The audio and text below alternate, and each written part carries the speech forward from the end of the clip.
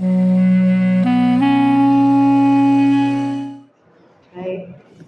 Bismillahirrahmanirrahim. Assalamualaikum warahmatullahi wabarakatuh. Alhamdulillahirabbil alamin. Wassalatu wassalamu ala asyrofil anbiya'i wal mursalin wa ala alihi wa sahbihi ajmain. Asyhadu an la ilaha illallah wahdahu la syarikalah wa asyhadu anna Muhammadan abduhu wa rasuluhu amma ba'd.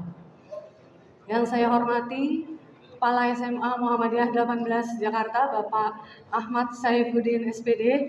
Yang saya hormati Wakil Akademik SMA Muhammadiyah 18 Jakarta, Ibu Khairul Bariyah MPD. Yang saya hormati Bapak Ibu Guru SMA Muhammadiyah 18 dan anak-anakku yang saya cintai.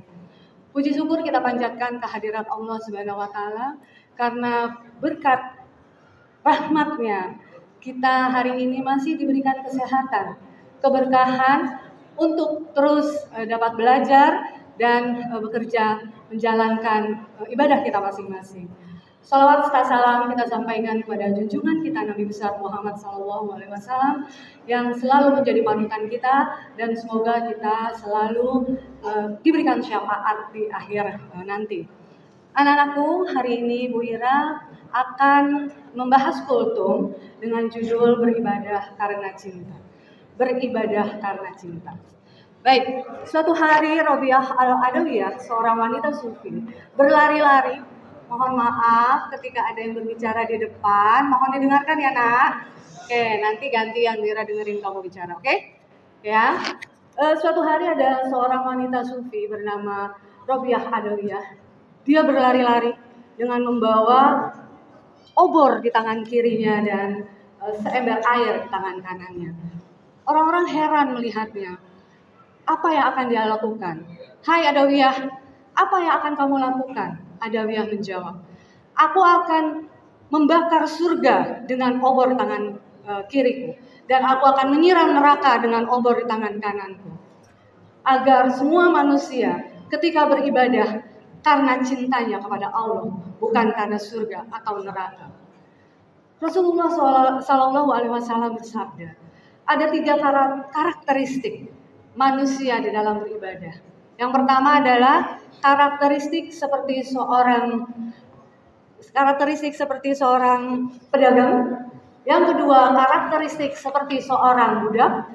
Dan yang ketiga, karakteristik orang yang beribadah karena cinta. Karakteristik orang yang seperti pedagang yaitu selalu menghitung-hitung keuntungan. Gitu ya. Kalau pedagang hitung-hitung keuntungan kan ya nak? Oke, karakteristik orang beribadah seperti pedagang adalah orang yang beribadah menghitung-hitung.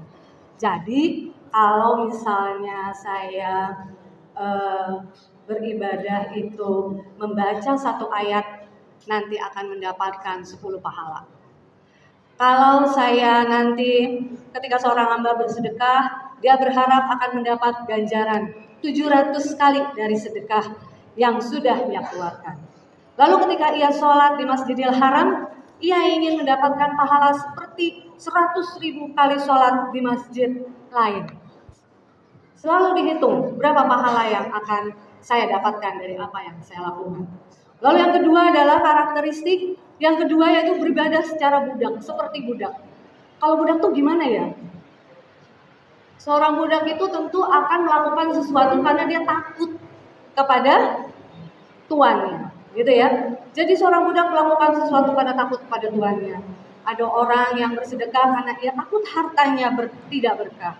Lalu yang membantu orang lain karena ia takut tidak akan mendapatkan pertolongan dari Allah di hari kiamat kelak. Yang ketiga adalah karakteristik orang karena cinta, beribadah karena cinta. Kalau orang yang sedang jatuh cinta, seperti kalian enggak? Kalau orang yang sedang jatuh cinta tentu akan memberikan yang terbaik untuk kekasihnya. Gitu ya. Jadi mereka akan selalu memberikan yang terbaik. Mereka akan melakukan yang terbaik. Jadi kalau kalian beribadah karena cinta kepada Allah, maka kalian akan melakukan sebaik-baiknya hanya untuk Allah. Kenapa harus kita cinta kepada Allah? Karena Allah yang memberikan semuanya untuk kita. Mata kamu, hidung kamu, telinga kamu, semua Allah yang berikan. Bila hilang satu, maka kita tidak akan pernah sempurna. Ya, kita lihat teman-teman kita yang tidak memiliki kesempurnaan. Maka semua yang kamu lakukan untuk beribadah kepada Allah harus karena cinta. Ya, jadi kalau misalnya waktunya sholat, kalian harus segera berangkat. Bukan karena kalian takut nanti masuk neraka, bukan karena kalian mau mendapatkan pahala, karena cinta kalian kepada Allah, karena Allah yang sudah memberikan sebuah berkah pada kita semua. Ya, lalu karakteristik orang yang bercinta adalah memberi banyak, terasa sedikit, gitu ya. Menerima sedikit, rasanya luar biasa. Jadi banyak sholat, dia merasa bahwa ketika dia berbuat sholatnya, bacaan Al-Qur'annya, sedekahnya, rasanya belum apa-apa. Ya, kayaknya saya belum memenuhi semuanya.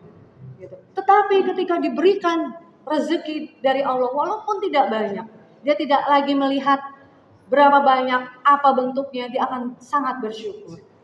Ya, sangat bersyukur kepada Allah.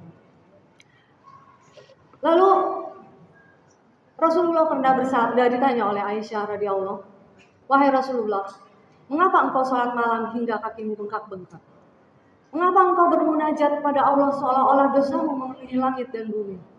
Rasulullah SAW menjawab, "Wahai Aisyah, sungguh aku belum merasa sebagai hamba yang bersyukur kepada Allah." Seorang Rasul yang sudah dijaminkan surganya, karena cintanya kepada Allah, dia merasa bahwa dia belum berbuat banyak kepada Allah Subhanahu wa taala. Dia belum berbuat baik. Kita yang belum jelas surganya, ya, ketika sholat malas. Ketika bangun pagi tidak bersyukur. Bayangkan kalau ketika kalian bangun pagi, tiba-tiba kalian tidak bisa bangun. Tetapi sekarang kita sudah bisa berangkat ke sekolah. Bayangkan ketika kamu sampai sekolah, tiba-tiba ada kejadian tidak mengenakan untuk diri kamu. Ya, jadi pertama kali yang harus kita cintai adalah Allah. Tidak ada yang perlu kita takuti selain Allah. Ya, manusia tidak bisa memberikan apapun. Jadi hanya Allah yang bisa memberikan segalanya untuk kita. Maka segala sesuatu yang kalian perbuat, segala sesuatu yang kalian lakukan, beribadahlah hanya kepada Allah. Jadi besok kalau mau sholat ke sini tidak perlu lagi dipanggil-panggil, ya. Ketika jamnya sholat, sholatlah, karena Allah akan memberkahi kamu. Seperti itu, ya. Demikian sedikit kultum dari Bu Ira. Semoga ini memberikan manfaat, dan Ibu Ira berharap setiap kali Bapak Ibu guru kamu memberikan kultum dalam bentuk nasihat, mohon itu dikerjakan, dilaksanakan. Karena tidak ada yang buruk yang diberikan oleh Bapak Ibu guru untuk kalian semua. Sekian dari Bu Ira. Wassalamualaikum warahmatullahi wabarakatuh.